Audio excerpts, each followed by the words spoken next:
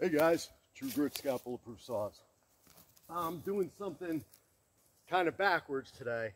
I made some chainsaw milling videos this week, and everything that could go wrong went wrong, and you can see all the goofy stuff that I do. In a nutshell on those, I used some saws that I half repaired a year or 6 months or a year ago. I don't even know. Haven't used them since. Saw them sitting there saying, I'll mill with these things. These I haven't gotten out in a while, and they're older Farmer Tech 660 blue saws. One is, it's got to be 3 years old, has the blue tank that you can't see through still. Anyhow, I grabbed those and I had rebuilt them, but sometimes I do things and I can't remember if I finished everything on something or not. So I wound up running into problems with them. Ran into chain problems. So I got a couple of these 70s from Matt Wood over at Strokin Chainsaw Shop. He does refurbished saws. And what I told him is, just send me whatever 2 junk saws that you have, stick them in a box and send them to me. I just want to play with them. So I get 2 saws. I take the first one out, and I could tell it was ran, and there was some breakage on it, and you know, a few things. And actually, it wasn't the exact same 070. There were some minor differences in the build.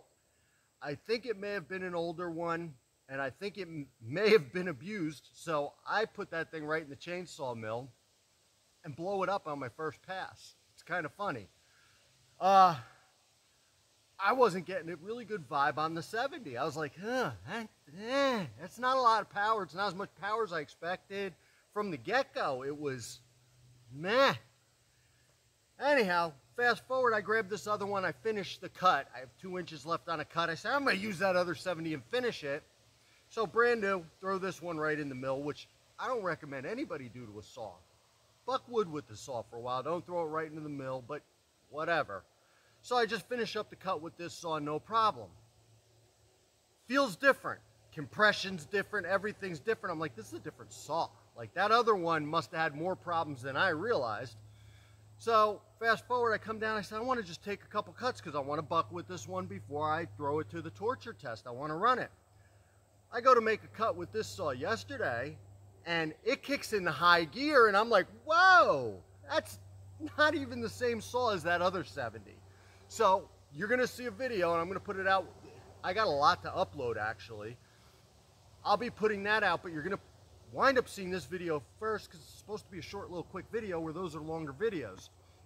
But I want to video this because this is how I envisioned a 70 to run.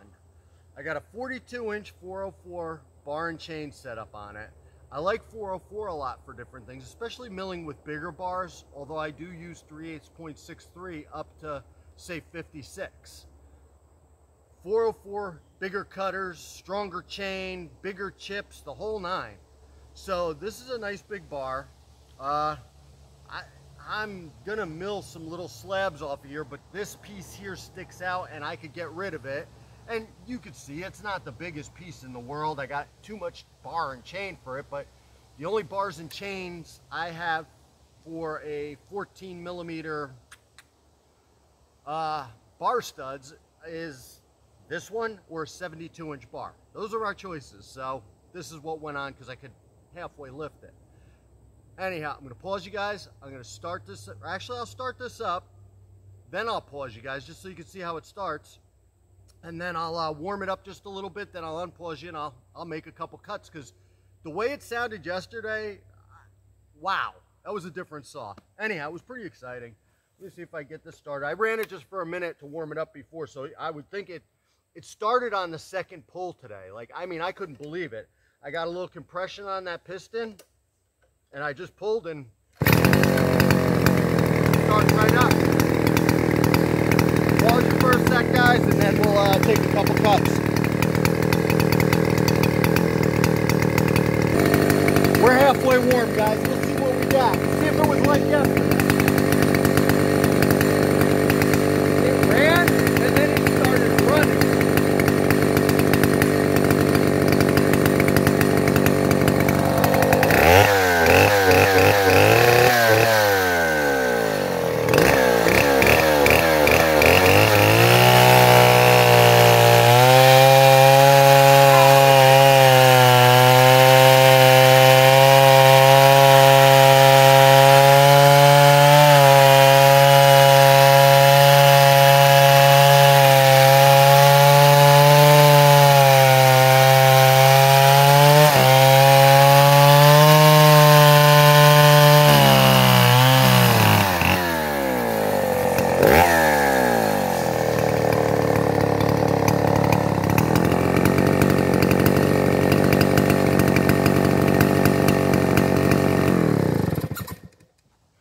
can't imagine she's too hot after just that one quick cut.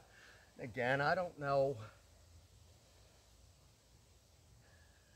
It's 22 maybe by 18, or it's not real big, but what I will tell you is this is some damn hard maple. But did you hear it? It's running, wah, and then goes wah, and opens right up. Haven't touched a screw on it again, guys. I'm running a lot of things I'm getting like this without touching a screw. I want to see how it's coming from the factory. I want to see what Farmer Tech sends me without me fixing things. I want to see how Neotec sends me without me fixing anything. So this was ran the way it came out of the box, and this is a wholly different saw than that first one. But again, I told Matt Wood over at Strokin chainsaw, you grab two things off the pile, you put them in boxes, you send them to me. You don't go through it, you don't fix it.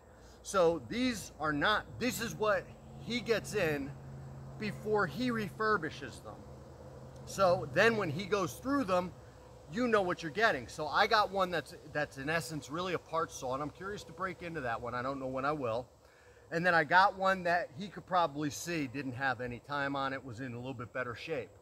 So I really appreciate what he sent me. It's a heck of a deal, those refurbished saws that he's doing over there at Strokin Chainsaw Shop.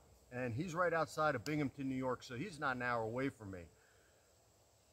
For those who don't know, I'm about halfway between Scranton and Binghamton in a little town called Nicholson. There's about, I think my whole town, it's a pretty good sized town, there's only 1,000 people in it. So when you say, hey, what's the size of your town?